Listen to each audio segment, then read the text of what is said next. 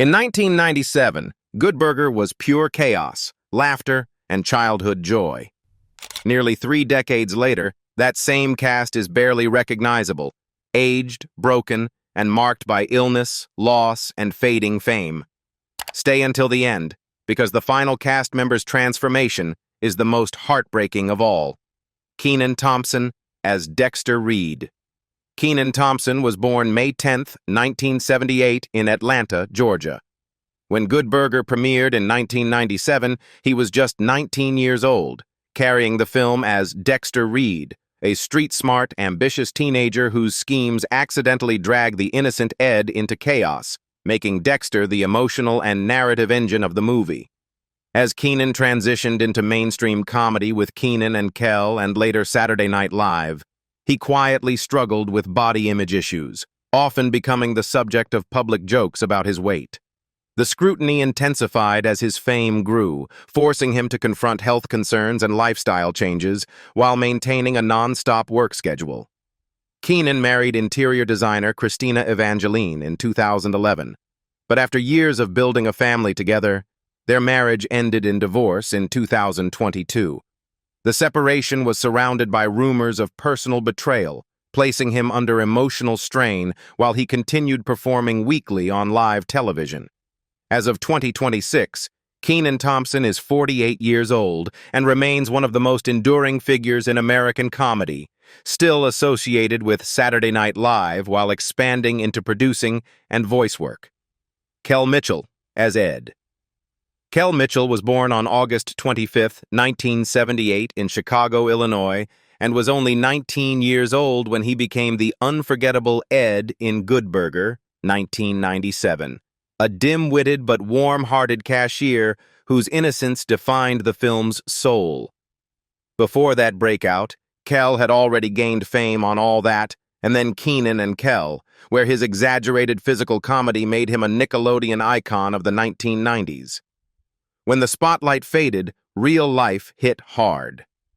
After the end of Kenan and Kel in the early 2000s, work slowed dramatically, and Kel later admitted to severe financial struggles that culminated in filing for bankruptcy. His marriage also collapsed in divorce, followed by a painful custody battle that pushed him into emotional and spiritual crisis. For years, he described himself as lost, depressed, and overwhelmed by the sudden silence after childhood fame. Gradually, he rebuilt. A return to Nickelodeon with Game Shakers marked a quiet comeback, not as a leading star, but as a survivor who had learned restraint and gratitude. In 2026, at 48 years old, Kel Mitchell continues acting selectively while focusing on motivational speaking and faith-based work, living far from the chaos that once nearly destroyed him.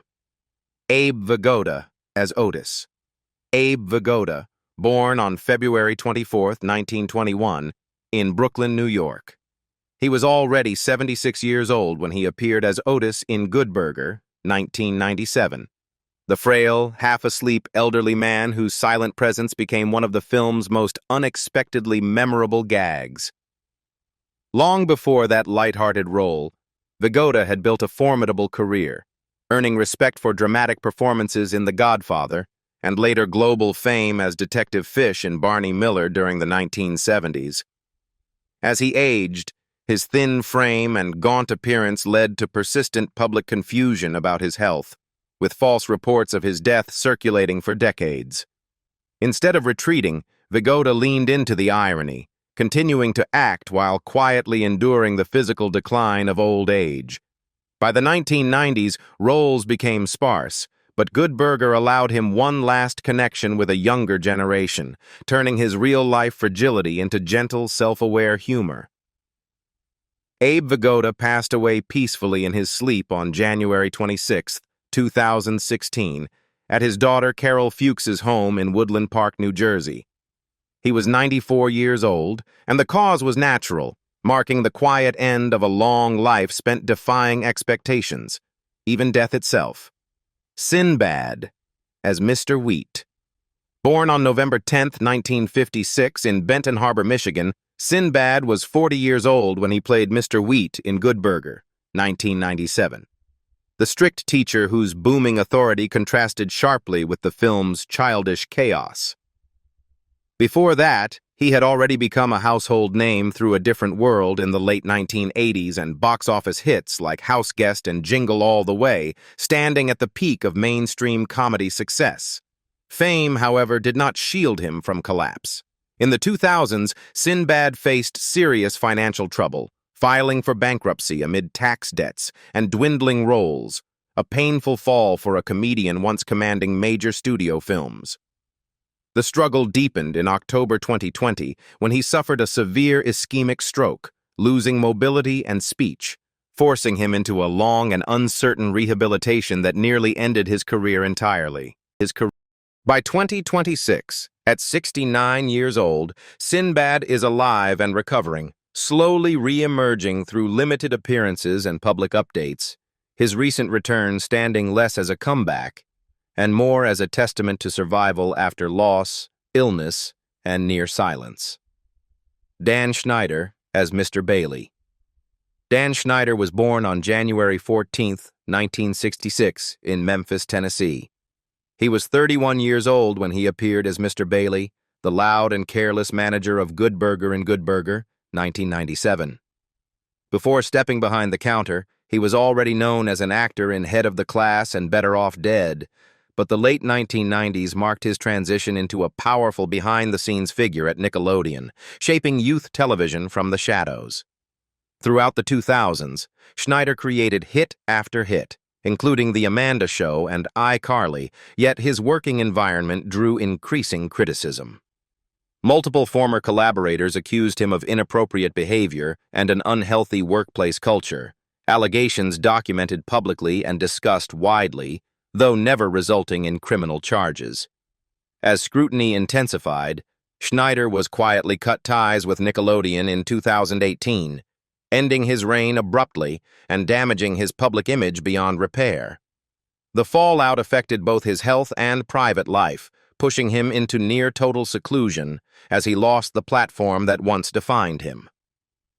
Now, in 2026, at 60 years old, Dan Schneider lives largely out of the spotlight, no longer active in mainstream television. Shar Jackson as Monique. Born on August 31, 1976, in Boston, Massachusetts, Shar Jackson was 21 years old when she played Monique in Good Burger, 1997, a sharp-tongued employee whose attitude balanced the film's childish humor. Around the same period, she gained wider recognition on television, most notably with Moesha, where her presence helped establish her as a familiar face of late 1990s youth culture. In the early 2000s, Shar became the center of intense media scrutiny due to her highly publicized relationship and breakup with Kevin Federline, followed by a painful custody dispute that unfolded in public view.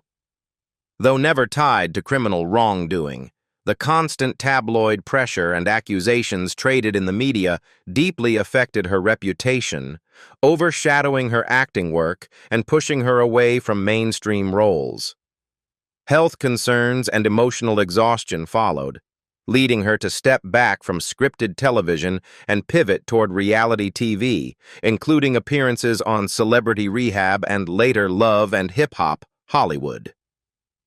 By 2026, at 49 years old, Shar Jackson lives a quieter life, occasionally appearing on reality programs while focusing on personal stability rather than chasing the spotlight that once cost her so much. Jan Schwieterman as Kurt Boswell. Jan Schwieterman was born on September 30, 1972, in Bluffton, Indiana. He was 24 years old when he portrayed Kurt Boswell in Good Burger, 1997. The smug, ruthless boss of Mondo Burger, whose arrogance made him one of the film's most memorable villains.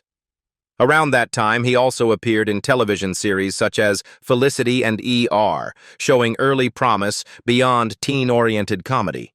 Despite the visibility Good Burger brought him, Schwieterman's career never fully stabilized. As the late 1990s ended, roles became sporadic, and he gradually stepped away from Hollywood, choosing a more private life, far from the industry's volatility. Unlike many of his peers, his struggles were not public scandals, but quiet disappearance, an actor fading from screens before audiences realized he was gone. In later years, he battled cancer away from the spotlight, a fight known only shortly before the end.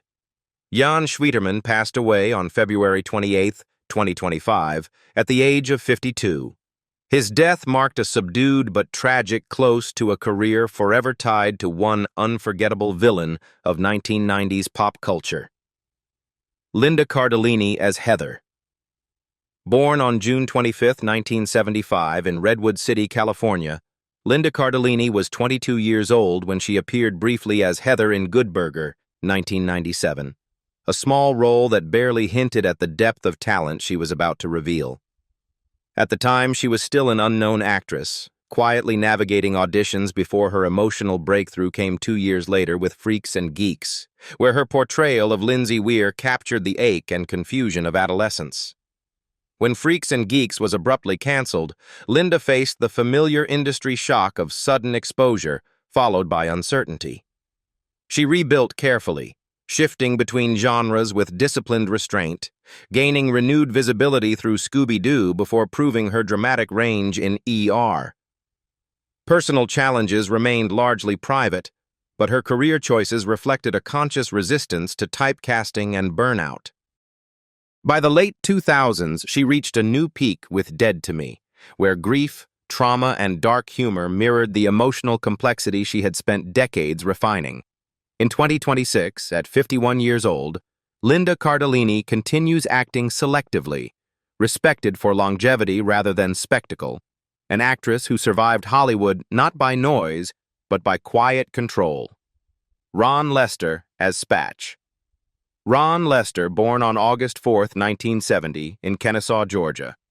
He was 27 years old when he played Spatch in Good Burger, 1997, the sweaty, overworked cook whose physical presence became part of the joke.